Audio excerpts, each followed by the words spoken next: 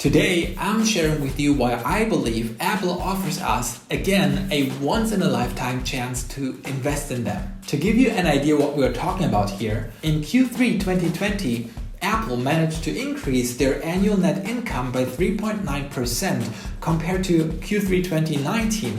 And this part actually is pretty juicy, so you want to stick with me here. Apple also broke their sales record since 2016 for their MacBooks, which were originally declining.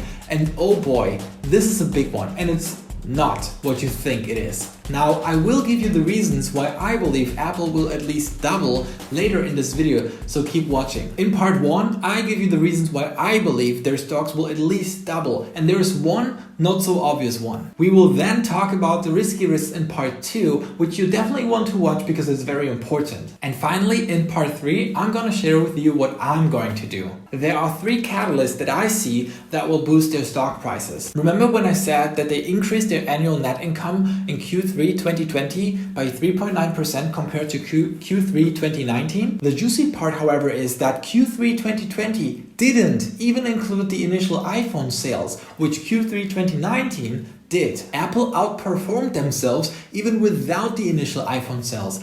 Let that sink. But we are not done yet. Apple also released new Macs. And remember when I said that Apple broke their own sales record for their Macs since 2016? That record didn't even include the new Macs. I think by now you should get a feeling of how Q4 for Apple will look like. Q3 basically told us how their current business is running, and it's running great. Q4 will include the new juicy devices iPhone 12 and Macs.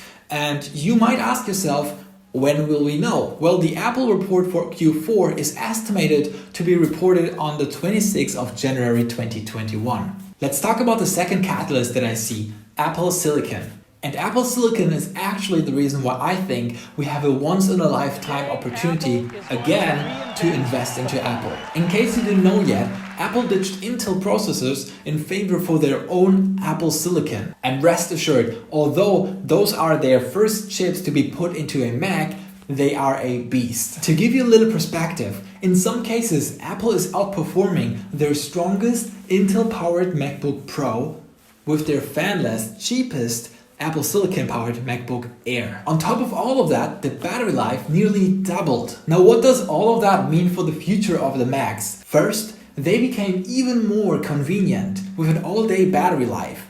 Don't underestimate this one. Non-tech people don't really care about the technical details, they care about how it feels like working with the machine, and having an all-day battery life is so convenient, it's gonna be a killer argument to not only buy a Mac but also stick with Apple. Second, they became capable of gaming. That wasn't really the case before. Now they can actually chip away from the market of people who are interested in gaming on a PC and don't have to only consider Windows. Not only has been Mac performing so well without the new Mac releases, now with the new Mac releases there are so many arguments to actually perform even better and having even more people buy Macs because there are more reasons for it. Now let's talk about the third catalyst that I see will impact the share prices positively on the longer run. Do you know what Swift is? To put it simply, it's a programming language developed by Apple. This is not an obvious one as to how Apple programming language is connected with Apple stocks rising. Programming languages are used to build apps, games, websites, and more. Now you maybe have heard of Java or C or whatnot. There are so many programming languages.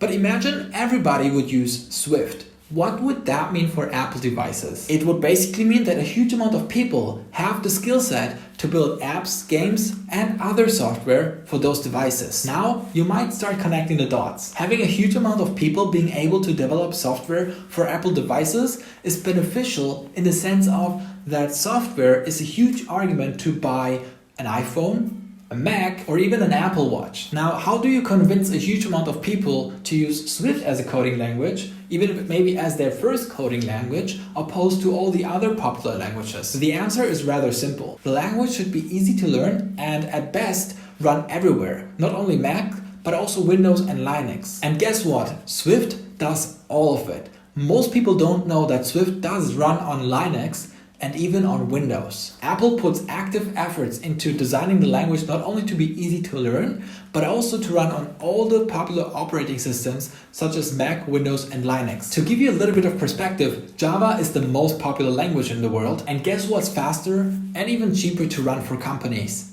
Swift. And because of all of that, my conclusion is that the number of developers who know Swift only know one direction: upwards. More Swift devs means more software for Apple devices. More software is more incentive for you to buy those devices, which means it yields into an increase of company value. Okay, we talked about a lot of good things about Apple. Now let's talk about the risky risks. Although Mac sales increase, iPhone sales continue to decrease since 2015. To put the iPhone into perspective, the iPhone alone made 44.3% of Apple's total revenue based on Q3 2020. This is a huge part of revenue solely reliant on iPhone sales, which are declining. Now, some people see the new Macs also as a risk, since a transition from one chip architecture to another brings compatibility challenges. What do I mean by compatibility challenges?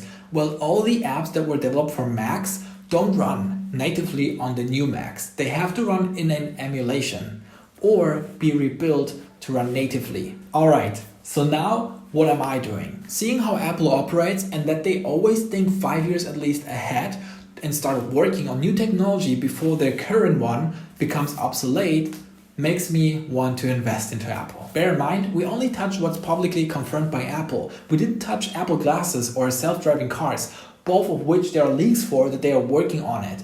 All of this, with their current things they are publicly confirming that they are working and releasing, makes me feel safe to invest into Apple for at least an investment horizon of 5 to 10 years. That's all what I have for you today. Let me know down below what you think of Apple as an investment, and if I saved you some time today, you can show your appreciation by hitting like. Don't forget to subscribe to not miss out on future videos, and I see you next time. Bye.